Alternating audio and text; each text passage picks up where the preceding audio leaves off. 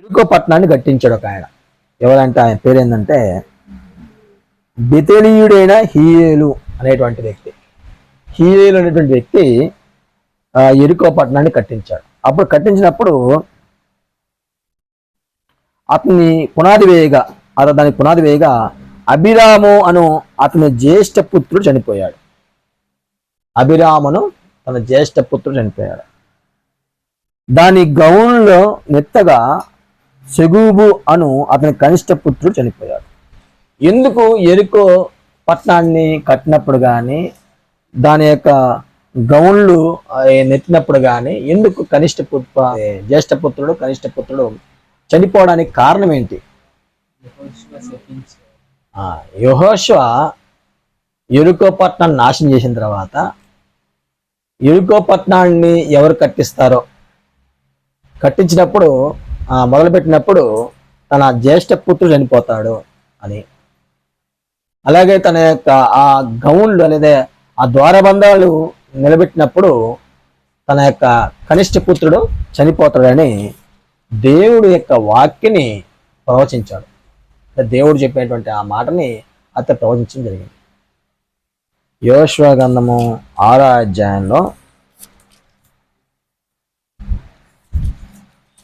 ఎరుకో పట్టణాన్ని నాశనం చేసి అక్కడ ఈ వేగుల వారికి సహాయం చేసేటువంటి రాహాబు అతని కుటుంబాన్ని రక్షించిన తర్వాత యెహోషువ ఆ కాలమందు చేసేటువంటి శపథం, జనులకి చేత చేయించినటువంటి శపథం ఏంటంటే 26వ వచనం, 6వ అధ్యాయం 26వ వచనంలో, ఆ కాలమున యెహోషువ జనుల చేత శపథం చేయించి వారికి ఇలా ఆజ్ఞాపించును, ఎవడు ఎరుకో పట్టణమును కట్టించి పూనుకోనో వాడు యెహోవా దృష్టికి శాపగ్రస్తుడు.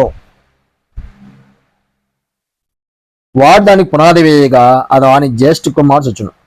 దాని తలుపులు నిలబెట్టగా వాని కనిష్ట పుత్రుడు చచ్చును. కాబట్టి ఇశ్రాయేల్ ప్రజల చేత యెహోషువ శపథం చేయించాడు. కాబట్టి ఎరుకో పట్టణాన్ని కట్టేవాడు ఎవరైతే ఉంటారో వాళ్ళ జ్యేష్ఠ పుత్రుడు అతని యొక్క పుత్రుడు చనిపోతాడని ముందుగానే దేవుడు యెహోషువ చేత సెలవిచ్చాడు. అది ఇక్కడ నెరవేరింది. అంటే ఇక్కడ మనం నేర్చుకునే నీతి ఏంటి? దేవుడు ఏదైతే తెలియపరుస్తాడో అది నెరవేరుస్తాడు. దేవుడు చెప్పిన దాన్ని చేస్తాడు. దేవుడు ఏదైతే ఎరుకో పట్టణం విషయంలో తెలియజేశాడు యెహోషువ ద్వారా, అదే దేవుడు తెలియజేశాడు. మన జీవితంలో కూడా మనకు ఉండవలసినటువంటి ఒక అవగాహన ఏంటంటే దేవుడు చెప్పిన దాన్ని నెరవేరుస్తాడు.